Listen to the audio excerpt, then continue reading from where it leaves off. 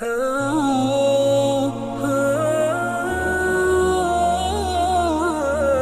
پھر کیا نور اترتا ہے، وہ کیفیت انسان کے اوپر جو طاری ہو جاتی ہے، تو پھر تیقن کی بجلیاں برستی ہیں، اتنا اجالا ہوتا ہے کہ اندھیرے کا تصور بھی محال ہو جاتا ہے۔ پھر قرآن کے حرفوں سے، لفظوں سے، نقطوں سے اور آراب سے نور پھوٹتا ہے، اور قرآن بس کھول کے بیٹھ جائیں تو من میں اجالے ہونا شروع ہو جاتے۔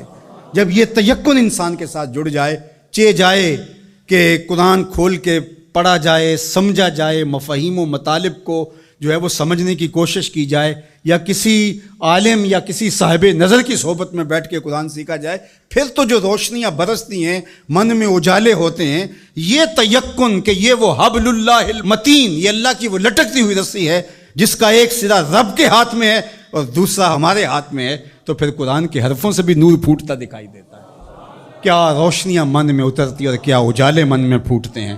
تو فرمایا وَمَنِ ابْتَغَى الْهُدَى فِي غَيْرِهِ أَضَلَّهُ اللَّهُ وَهُوَ حَبْلُ اللَّهِ الْمَتِينُ، وہ اللہ کی لٹکتی ہوئی رسی ہے۔ وَهُوَ الذِّكْرُ الْحَكِيمُ، اللہ اکبر، یہ حکمت والا ذکر ہے۔ اس سے ضیائیں بھی پھوٹتی ہیں، روشنیاں بھی پھوٹتی ہیں، اور حکمت کے اجالے بھی نکلتے ہیں اس کتاب کے۔ حرف حرف نور بانٹتا ہے، لفظ لفظ اجالے بانٹتا ہے۔ قرآن کے لفظ نہیں ہے بلکہ کتاروں کے اندر چراغ رکھے ہوئے ہیں۔ اللہ اکبر، اس کی روشنی کے اندر زندگی کی راہیں اجالی جاتی ہیں، اور پھر زندگی کا اسلوب نصیب ہوتا ہے۔ وَهُوَ الصِّرَاطُ الْمُسْتَقِيمُ، اور یہ بالکل سیدھی راہ ہے۔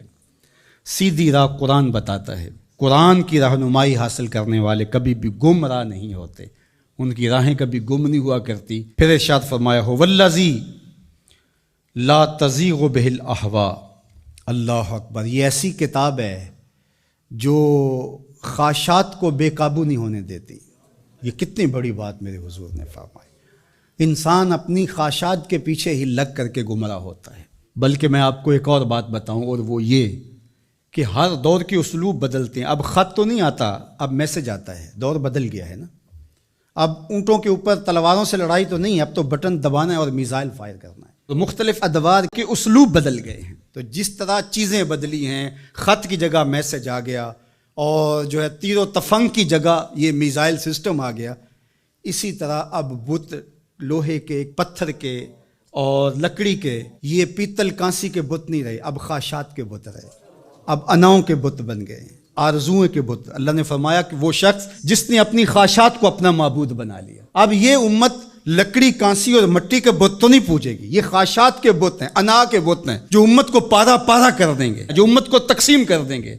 میں بڑا ہوں، ہم چما دیگرے نیست، یہ بت ہیں، یہ پرستش ہے۔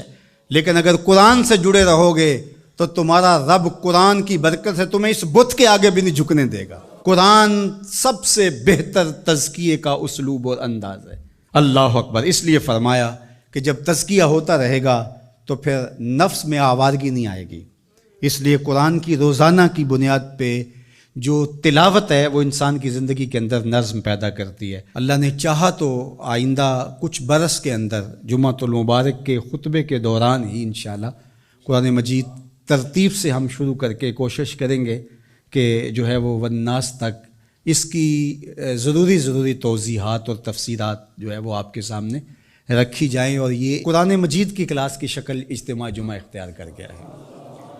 اور کچھ ایسے لوگ بھی ہیں جن کی فیملیز بھی ساتھ آتی ہیں، اور اوپر خواتین بھی اس طرح موجود ہوتی ہیں، تو میرے ذہن میں آتا ہے کہ جو مکمل فیملیز آئیں گی، بچے بھی آئیں گے، بیٹے بیٹیاں بھی آئیں گی، مرد بھی آئیں گے، تو ان کو ہم المصطفیٰ قرآن فیملی کا نام دیں گے انشاءاللہ۔ آپ رجسٹریشن بھی کروا لیں اس کی، اور الگ بھی ان کے لیے جو ہے وہ سیشن رکھیں گے قرآن مجید کے حوالے سے۔ جتنے سالوں میں بھی تکمیل ہوتی ہے اپنی حاضری کو یقینی رکھیں، اور مجھے امید ہے کہ اس کی برکتیں زندگی میں اتریں گی اور نور پیدا ہوگا۔